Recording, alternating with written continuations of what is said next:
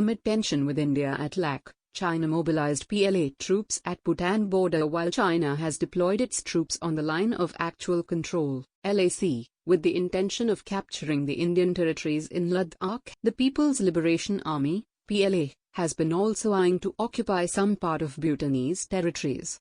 As per the officials who are aware of the latest developments, alerted Bhutan government about Chinese plot at the highest level. China is intentionally indulging in border disputes with Bhutan to increase pressure on the country for solving their border disputes. Since the Doklam dispute in 2017, China has been preparing roads, helipads and troops near the Bhutan border. In the last few months, China has infiltrated 5 areas of western Bhutanese territories and claimed a new boundary approximately 40 km inside Bhutan. Last month in August, the PLA also infiltrated into the South Doklam area. China increased pressure on Bhutan to agree its boundary till Gyemoche. We are keeping close eyes on the latest developments at the Indo-China and China-Bhutan border. Since Doklam standoff, PLA is aggressively patrolling at Bhutan-China border and constructing roads, military infrastructure and helipads close to Bhutan border, said an officer working with central security establishments. China claims 318 square kilometers in the western sector and 495 square kilometers in the central sector. In a surprise move, China recently staked claim over the Soktang Wildlife Sanctuary in Bhutan at the Global Environment Facility (GEF) Council and opposed funding to the project. Soktang Wildlife Sanctuary is located in the easternmost part of the country in Trishigang, eastern Bhutan, bordering the Indian state of Arunachal Pradesh. The Doklam Plateau, which is also referred to as Doklam in Chinese. The boundary dispute between China and Bhutan led to the military standoff that took place in 2017. Doklam Plateau is close to Siliguri Corridor, which is also referred as the Chicken's Neck. The Siliguri Corridor represents a strategic vulnerability for India.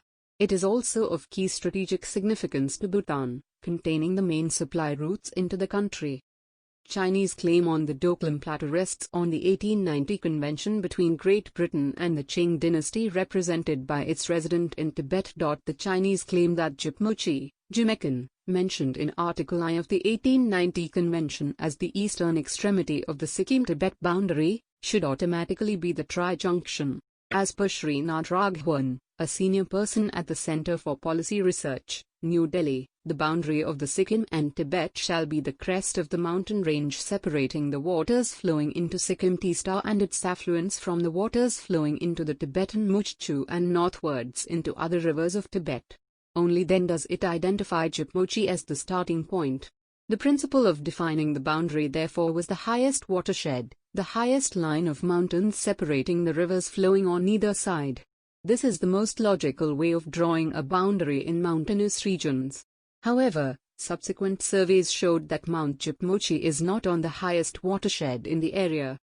The archival documents also suggest that the discussion about the control of Jipmochi Hill was between Sikkim and Bhutan. China was not the party in the border talk. 19th-century British travel maps show the boundary alignment as Batangla Merogla Sinchla and onto Emochi River, which would make Batangla the tri-junction, as contended by Bhutan and India. This is in accordance with the internationally accepted highest watershed principle of boundary demarcation. In some of these maps, Jipmochi is shown to the northeast of its actual location. Both Sinchla, 14,531 feet, and Meroglar, 15,266 feet, are higher than Jipmochi, 14,523 feet. This alignment would mean that Doklam is part of Bhutan. An article written by Ambassador Raid V.P. Hiran, to think tank Institute of Peace and Conflict Studies. China has been using coercive tactics in pursuit of territorial and maritime claims in the South and East China Seas, as well as along its border with India and Bhutan.